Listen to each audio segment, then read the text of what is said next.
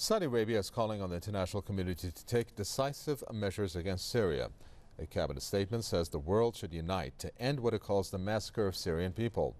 It says President Bashar al-Assad must fully implement the UN peace plan, which calls for the establishment of a government through an election. Saudi Arabia claims it wants a democratically elected government in Syria at a time when it is being run by monarchs. Critics say if Riyadh is really concerned about the unrest, it should stop sending al-Qaeda militants there. Saudi Arabia is accused of funding and arming anti-Syrian groups.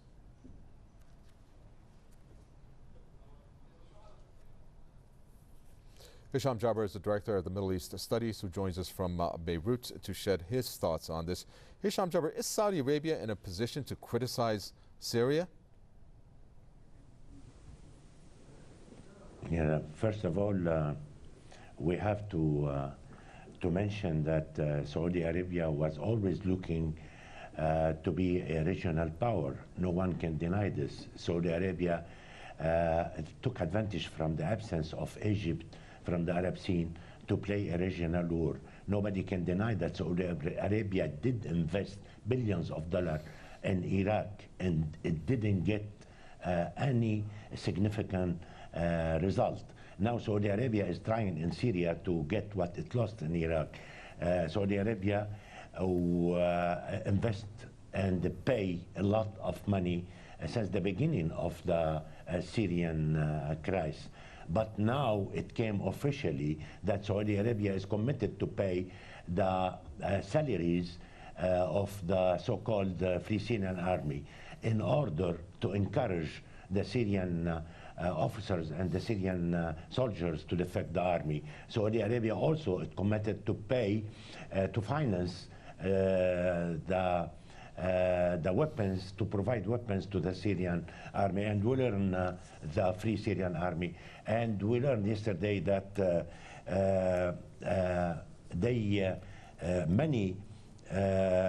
many of these officials in Saudi Arabia capital, for example, embarrassed the idea when it was put them, but Saudi officials who said, according to the sources of 3 Arab countries, around the same time that weapons started to flow across the southern Turkey in order to be given to the leaders of the opposition.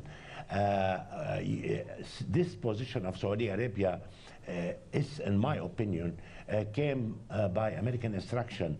What America cannot do it will allocate it to its allies in the region, like Saudi Arabia and Qatar. America, for example, cannot recognize that it will provide weapons to the insurgent in Syria, because America doesn't know what it will be the final destination of those weapons, maybe Al-Qaeda. In America there is a public opinion, but Saudi Arabia doesn't have any problem if those weapons will be finally, they will arrive to some extremistic organization in Syria, because Saudi Arabia believes that it has some control on those groups or those organizations. I don't think Saudi Arabia, when it came from yesterday, from this statement calling President Assad to respect the Kofi Annan plans and to let the army withdraw from the cities, it will help. Saudi Arabia is supposed to talk about the other side of the problem, which is the insurgent. Saudi Arabia, there are a lot of insurgent groups in Syria. Kofi Annan plan did fail because no one did recognize that it has an influence or pressure on those insurgents on the battlefield in Syria. The regime cannot withdraw from the cities and let the insurgent take advantage on the land. And since the beginning, no one did admit or recognize or gave even a promise that it will make a pressure on the opposition or the insurgent in Syria to respect the ceasefire. For this reason, nothing will succeed, in my opinion, and providing weapons to the Syrian so-called Free Syrian Army, it will not help at all to solve the problem in Syria.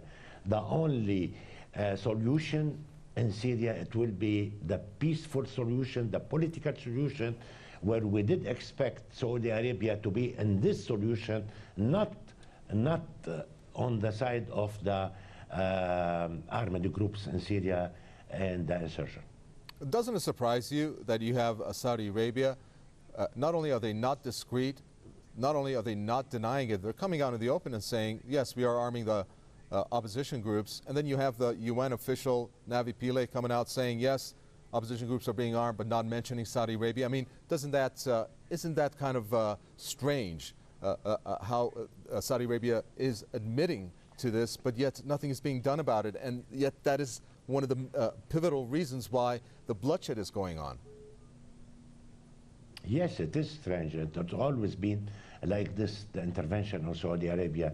Saudi Arabia, for example, as we said, was always looking to play a regional role, and did believe the Americans when they said the potential enemy is Iran, which is very, very dangerous in my opinion. The Saudi Arabia's high-ranking decision, the responsible did forget that America was behind the invasion of Kuwait by Saddam Hussein, and that U.S. and America was behind the war and the invasion and the aggression against Iran. And they did forget this, and now when the Americans, they are trying to tell them that Iran is the potential enemy, it seems they are believing this.